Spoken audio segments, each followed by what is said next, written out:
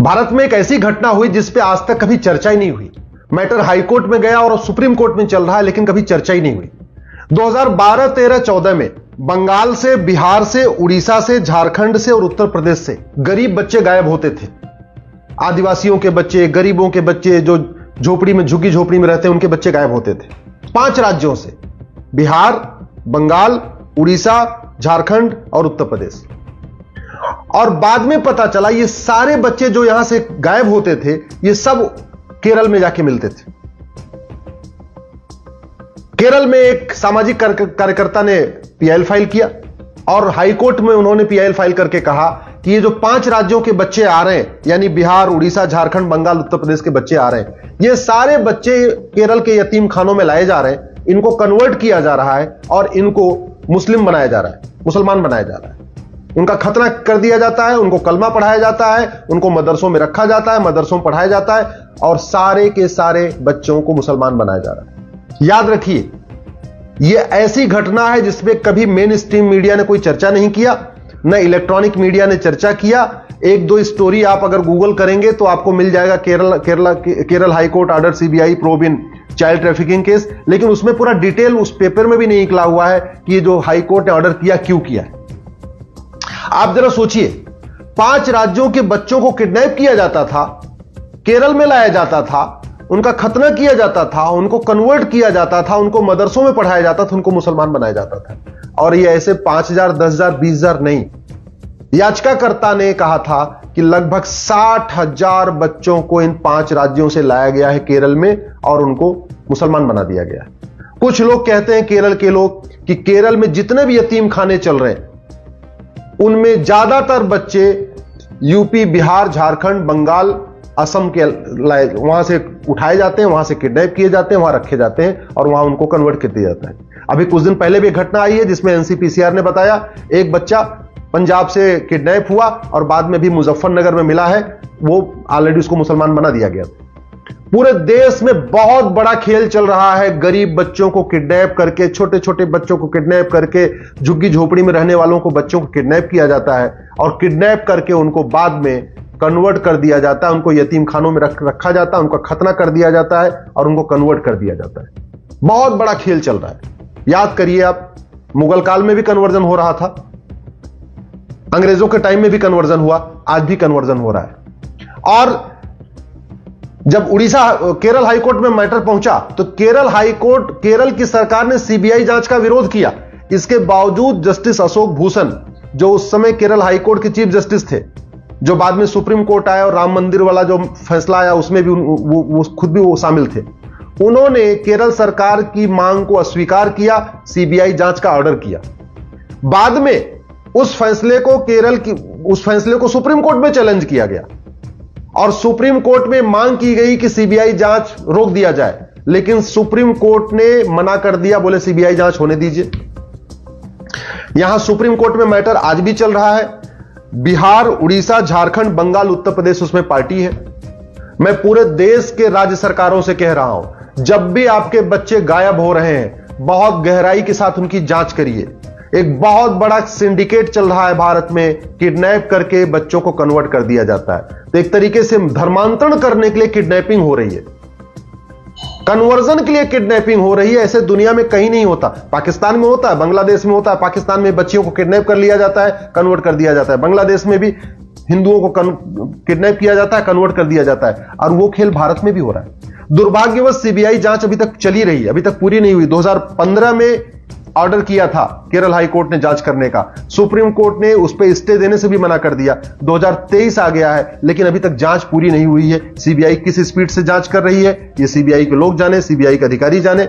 मैं गृह मंत्री अमित शाह जी से निवेदन करता हूं, इस मामले को गंभीरता के साथ देखें, सीबीआई को डायरेक्शन दे कि जो केरल हाई कोर्ट में जांच आदेश दिया था 2015 में, जो चाइल्ड ट्रैफिकिंग का मामला था, जो किडनैप करके वहां केरल लाया गया था, उनकी गंभीरता के साथ जांच करें।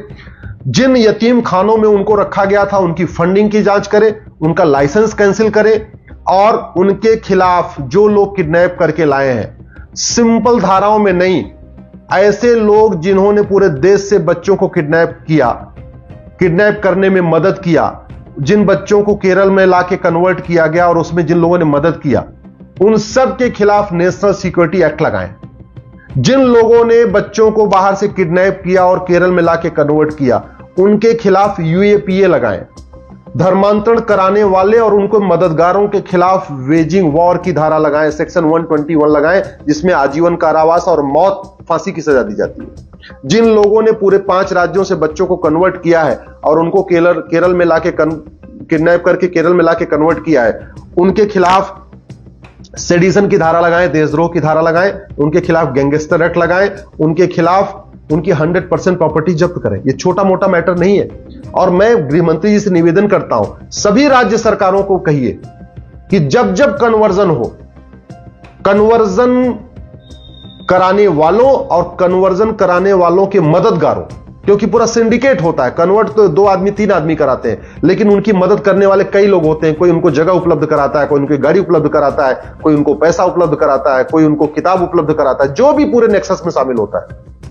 उन सब के खिलाफ एनएसए लगाएं, यूएपीए लगाएं, सेडिशन की धारा लगाएं, वेजिंग वॉर की धारा लगाएं, गैंगस्टर एक्ट लगाएं और उनकी प्रॉपर्टी को जब्त करें। धर्मांतरण से राष्ट्रांतरण होता है, मैं बार बार कह रहा हूं। धर्मांतरण हो जाता है, विचार बदल जाता है, व्यवहार बदल जाता है, सोच बदल जाती है, रीति रिवाज बदल जाता है, परंपरा बदल जाती है। धर्मांतरण के कारण 9 राज्यों में हिंदू पहले ही खत्म हो चुके हैं। धर्मांतरण के कारण 200 जिलों की डेमोग्राफी बदल चुकी है। धर्मांतरण के कारण 300 तहसीलों की डेमोग्राफी बदल गई है। अभी भी अगर हम धर्मांतरण को सीरियसली नहीं लेंगे तो याद रखिए आने वाले टाइम में बहुत मुसीबत हो जाएगी। मुगल यहां आए थे केवल धर्मांतरण कराने के लिए, वो ना व्यापार करने आए थे न यहां राज करने आए थे। मुगल केवल और केवल यहां इस्लाम को फैलाने के लिए आए थे, हिंदुओं को धर्मांतरण कराने के लिए आए थे।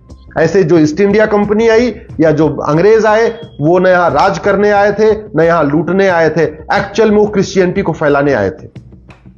आज भी जिहादी भी कन्वर्ट करा रहे हैं, क्रिश्चियन भी कन्वर्ट करा रहे हैं, और पूरे नॉर्थ ईस्ट तो कन्वर्ट हो चुका है। अब ये उत्तर प्रदेश में कन्वर्ट कराया जा रहा है, बिहार बंगाल में कन्वर्ट कराया जा रहा है, अब तो पंजाब में बड़े पैमाने पर कन्वर्ट कराया जा रहा है, आपके हरियाणा में कन्वर्ट कराया जा रहा है, गुजरात में कन्वर्जन हो रहा है, महाराष्ट्र में कन्वर्जन हो रहा है, राजस्थान में कन्वर्जन हो रहा है। किसी की सरकार हो, सरकार से कोई फर्क ही नहीं पड़ रहा है। जहां डीएमके का शासन है वहां भी कन्वर्जन हो रहा है, जहां आम आदमी पार्टी का शासन है वहां भी कन्वर्जन हो रहा है, जहां पे नीतीश कुमार का शासन है वहां भी कन्वर्जन हो रहा है, जहां ममता बनर्जी का शासन है वहां भी कन्वर्जन हो रहा है। चाहे कांग्रेस का शासन हो, चाहे डीएमके का हो, चाहे आम आदमी पार्टी का शासन हो, किसी का शासन हो, कन्वर्जन चल रहा है।